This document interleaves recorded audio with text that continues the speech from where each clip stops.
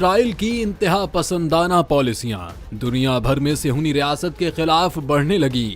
جنوبی کوریا میں لوگوں نے اسرائیلی سفارت خانے پر دھاوا بول دیا۔ جنوبی کوریا کے دارالحکومت سیول میں اسرائیلی سفارت خانے پر نامعلوم افراد نے حملہ کر دیا، عمارت کے اندر داخل ہو گئے۔ اسرائیلی وزارت خارجہ کے مطابق نامعلوم افراد سیول میں سفارت خانے کی چھٹی کے دن حملہ آور ہوئے۔ اس دوران انہوں نے سفارت خانے کی املاک کو نقصان پہنچایا۔ واقعے میں کسی بھی سفارتی عملے کو نقصان نہیں پہنچا کیونکہ یہودیوں کے مذہبی تہوار کی مناسبت سے سفارت خانہ بند تھا۔ دوسری جانب اسرائیلی فوج نے انسانیت سوز مظالم ڈھاتے ہوئے غزہ کے اسپتالوں پر وحشیانہ بمباری کر دی، جبکہ علاج میں مصروف ڈاکٹرز اور طبی عملے کو حراست میں لے لیا ہے۔